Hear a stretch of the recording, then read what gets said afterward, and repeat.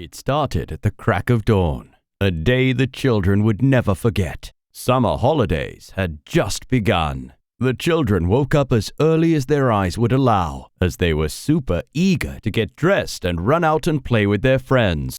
But this isn't what someone else had in mind for them. Excited, they ran out. But what they saw outside turned their smiles upside down. Oh no! Look at what the color monster has done! It's stolen all of the lovely colors from our land! Our holidays are terribly ruined. We cannot possibly play in a land without color. What are we going to do? They all sat down, disappointed at the old antics of the color monster. There is someone who can help us. Who? Well, you know him very well. He's blue and yellow and got lots of brains. Bob the Train. And before they could settle down, there came a voice from behind them. "Hello, children! Did someone call for me?" Yes, Bob, we did. Look at what the color monster has done. He took away all the bright, lovely colors from our playground. How can we play now? Don't worry, children. Bob doesn't like to see his friends upset. And I'm going to help you fix this. But how? Just leave the worries to me, and you think about enjoying your holidays. Do you trust me? Of course we do. Hooray, Bob! As all the children eagerly awaited Bob, he came by, his coach full of surprise goodies for them. What do you have for us, Bob? Please tell us. We can't hold the excitement in any longer. Very well, kids. I have here for each of you a coloring book with all the lovely colors you children have been missing so much. But what do we do with these books, Bob? How would they help make our playground colorful again? Nothing is impossible when Bob the Train is around. These books are no ordinary coloring books, children. They're magical coloring books. Ooh! This made Bob smile. He lowered his voice like he was about to tell the children a secret. Well, children, this is only between us, but anything you draw and color in this book springs to life. So you kids can draw anything you like in these books, and your dull, lifeless playground will spring alive in no time. What? Oh, Bob, don't mess with us.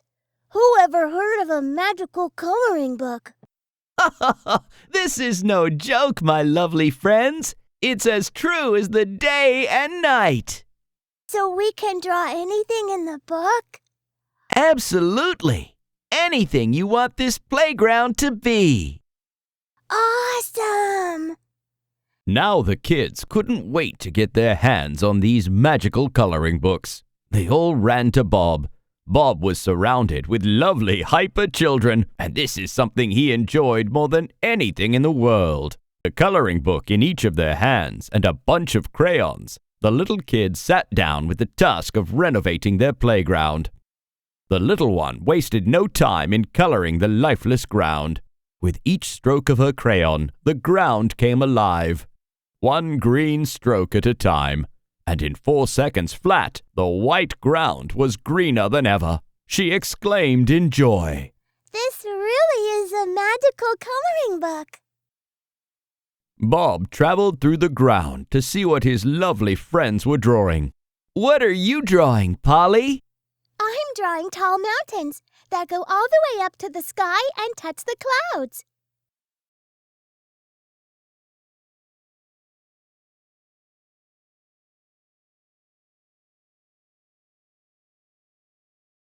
There's something still missing in the blue sky, my dear. What is it, Bob? Well, can you think of something that's yellow in color with bright orange rays that light up the morning sky? The sun! The sun! I'm going to draw it so it looks like it's playing peekaboo with the mountains. Sounds lovely. Johnny, my naughty little friend, what are you drawing? Your coloring seems so rushed. It looks like someone is having trouble staying inside the lines. I can't wait to play on the swing and the slide. I'm going to color them red and yellow and violet and all the nice colors I can think of.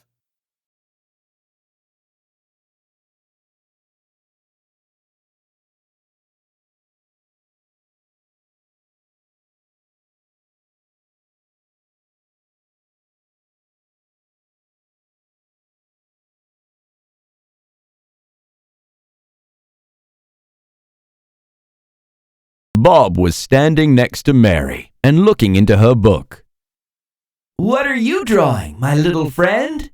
I'm drawing green trees. So when I'm tired of playing, I can come rest under the cool shade. Also, look! This is for when we're hungry and need a healthy snack. "Ha ha ha! That's mighty smart of you, little one." Bob laughed and walked away, just in time, because an apple fell down right where Bob was standing. "Whoops! Just missed me!" Jack was so engrossed in his drawing, he did not notice Bob standing right next to him.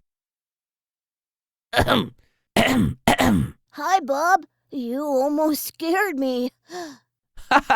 I enjoyed watching you draw with such attention. May I ask, what masterpiece are you in the process of making? Jack blushed a bit. Everyone knew he was the best artist among all of them, but he never liked flaunting his art.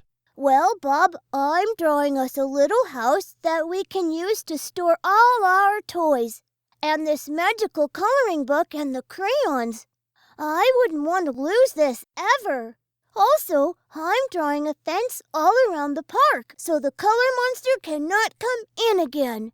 What about other children that want to play in this new, colorful park? They are always welcome, Bob. Bob looked around proudly at his little artist friends. While Bob was in his own thoughts, the little one came up to him with a book in her hand.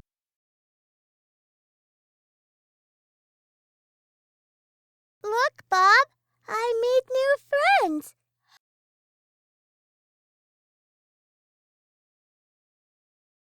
Bob was ecstatic to see his little friends happy at last. Well, I hope you kids are happy now. Most definitely, Bob. Thank you so much for helping us and saving our holidays. What would we do without you? This playground wouldn't look so beautiful without all your efforts. So kudos to you all. And I promise, the color monster won't be here to trouble you children. Bob was in the middle of all the fanfare. He looked around and saw all the children enjoying themselves. They had forgotten about the color monster. They had forgotten that only a few hours ago their playground was colorless. And with their little creative hands and talented minds, they restored it to its full glory.